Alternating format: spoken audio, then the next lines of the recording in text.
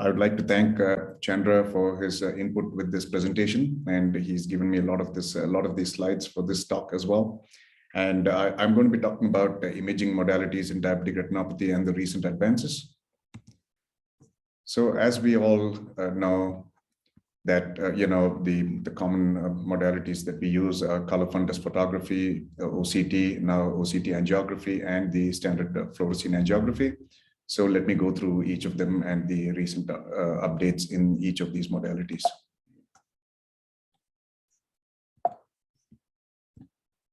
So color fundus, like usually most of the diabetic retinopathy screening cameras are all true color.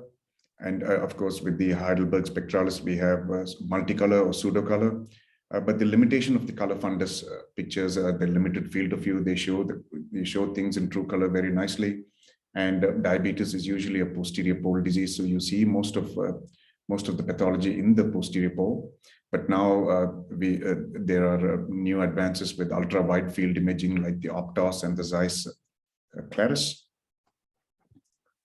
And most of the ETDRS classification was largely based on the color photography with limited resolution, and the disease stratification on the ETDRS was based on the 7 standard field of views. But we can see here that most of the peripheral retina is not evaluated, and this is a illustrative Optos ultra wide field picture, which shows you about 200 degrees field of view in the horizontal meridian and about 160 to 180 at the top. And you can see peripheral imaging very nicely, because all of us know that apart from diabetes predominantly is a posterior disease, but we have lots of peripheral pathology as well. And going on to the next modality, OCT. So OCT is now the mainstay of any retinal practice. As all of us know, it is non-invasive, safe, fast, and highly reproducible, and the resolution is now as good as 3 to 6 microns. And here is a typical standard OCT, where you can see all the 10 layers of the retina as mentioned, in the histology books, and this is where we can see it real time. And this is in the histopathology, this is the normal retina on the left, and you can see the diabetic macular edema in the right with cystoid spaces seen in the inner nuclear and outer nuclear layers.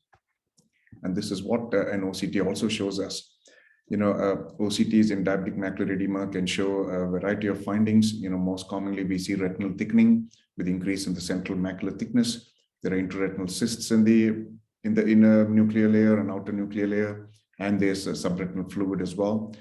The relevance of these findings are they usually improve well with anti-VEGF therapy. And sometimes, in OCT, in diabetic macular edema, we can also see hyperreflective dots. We can see, sometimes these dots can be exudates, or it can be activated microglial cells in the, migrating into the intraretinal space. And the relevance of this is they may need prolonged anti-VEGF treatment. And even when the cystic spaces settle with the initial few anti-VEGF, when there are exudates, we have to keep continuing injections till they completely dry out, and the visual recovery can be potentially limited. And the other features that you see in diabetic macular edema are, you can also see, disorganization of the retinal inner layers called drill, or the ellipsoid zone disruption. And the relevance of the drill is that there is worse baseline visual acuity, because we don't see the fine separation of the layers in the inner retina, and the ellipsoid zone disruption that's seen here correlates to the final visual acuity after successful treatment as well. So in OCT, with OCT, we can also use the thickness map to judge progression or response to treatment. Here is an illustrative case. You can look at the thickness map on the side. They're very hot colors, red and white's even more thicker than red. And you can see that the baseline visual acuity is 660 with significant swelling in the macula with one anti-VEGF injection, and 4 weeks later, it's still 660 little. You can see that in the thickness map that the white spaces are getting smaller and smaller. And then with another injection 8 weeks later, again, you can see that there is a slow improvement in the swelling of the macula. And so on. As the anti-VEGF injections continue, you can see that there is still persistent swelling in the macula. So after 6 months of treatment, when we give steroids, then we notice that, you know, within 2 months of having an Ozurdex injection, you can see that most of the swelling in the macula, the hotter colors like red and white, have slowly disappeared, and now there is the good hue of green in the central macula. And now the newer modality is OCT angiography, which is developing at a rapid pace, and more developments are being made, advances are being made. So how does OCT angiography work? There are multiple B scans acquired at the same location to determine decorrelation, and anything that flows, like blood that flows in the vessels, are shown up, you know, because of the decorrelation calculation, and you can see the en-face image showing very fine capillary detail very nicely. What are the advantages of OCT angiography? Rapid image acquisition in less than about 3 seconds or so, safe and non-invasive. We don't need to use the dye because fluorescent angiography, as we all know, can have you know, anaphylaxis and other reactions as well. And there are quite a few manufacturers of OCT angiography machines like Zeiss, Optaview, Topcon, Heidelberg, to name a few. And the OCT angiography allows us unprecedented view of the capillary detail. This was very nicely shown in a study by Chandra and Dong, you know, and here is the histology picture on the upper left, and the OCTA on the right, which actually shows capillary detail almost as close to histology. And below you can see that the fluorescent angiogram doesn't show capillary detail as much. And OCT allows depth resolved imaging of the vasculature in the retina. This is the FA on the left, and you can see, you know, fine you can see that the fine vascular network on the superficial plexus and the deep plexus, again showed by Chandra in his paper on IOVS in 2010. So like I said, fluorescent angiogram does not visualize the deep capillary networks. And here's the OCT angiography, you know, here it shows nice, the FAZ area with good foveal, so the circularity of the perifoveal vessels. And the OCT angiography allows us to look at the three, you know, different vascular layers within the retina, the superficial plexus, the intermediate plexus, and the deep plexus. And it gives you the information across these three capillary networks. Here we go. Here's an OCT angiography. There's an illustrative case of a 53-year-old female with type 2 diabetes for about 18 years. Vision is 624. And you can see with the OCTA that there is widening of the FAZ and loss of perifoveal capillaries, which is commonly seen in diabetic macular edema. And this is to compare, this is an OCTA, which is in a normal subject, to compare it with the OCTA of a diabetic. And it provides detailed evaluation of the macular circulation at the capillary level. And here you can see that the FAZ, the FAZ size varies. And is FAZ size correlated to the visual acuity? And Chandra in his paper in Ophthalmology 2016 showed that it is correlated with visual acuity in diabetes. And sometimes the vascular information seen on OCTA is not the same as angiogram. As you can see in this picture, you know, there are the red dots are the microaneurysms that you can see on both the OCTA and the FA. But there are other, you know, hyperfluorescence that are picked up in the OCTA as well, which does not correlate there on the FA, that does not correlate on the OCTA.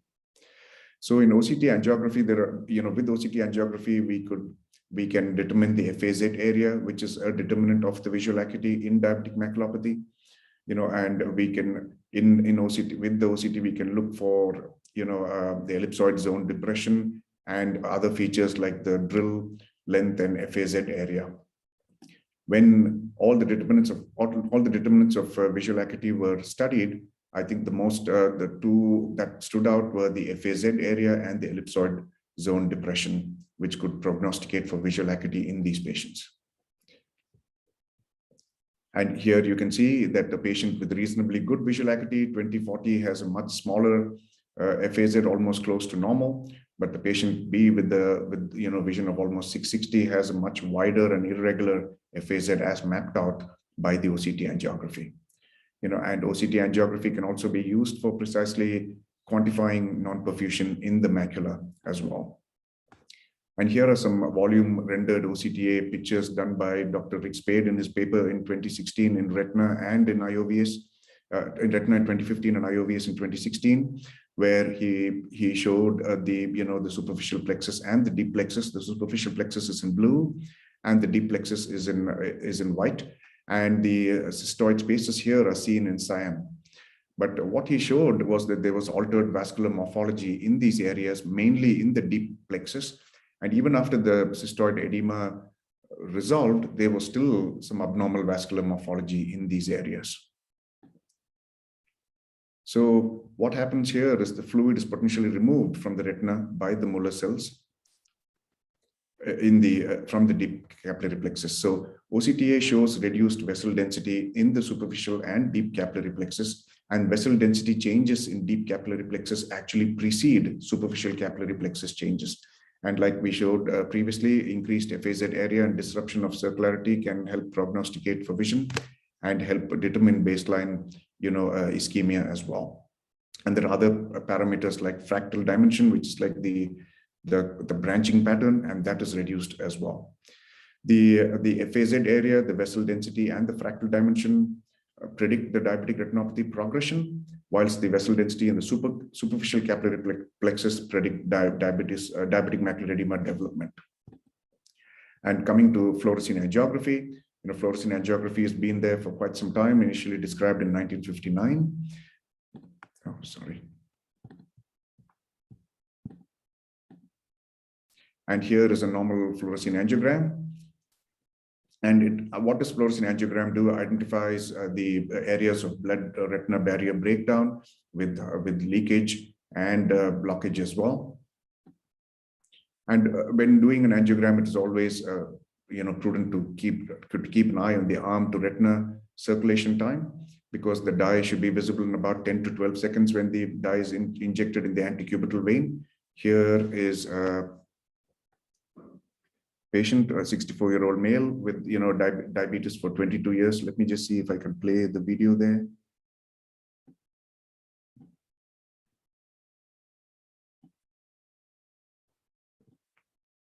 Yeah, let me just play the video, and you can see that there's a delay in the arm retina circulation time, and the dye appears in the retina at around only 25 or 26 seconds.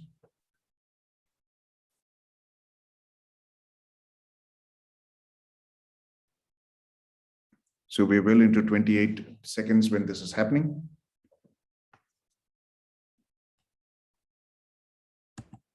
And so significant delay in the arm to retina circulation may indicate internal carotid artery stenosis.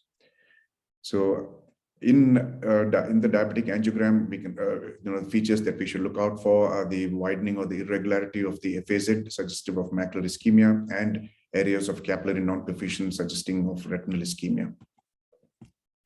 And here are some proliferative complications in diabetic retinopathy. You can see lots of NVE, NVD, peripheral capillary non-perfusion, and leakage.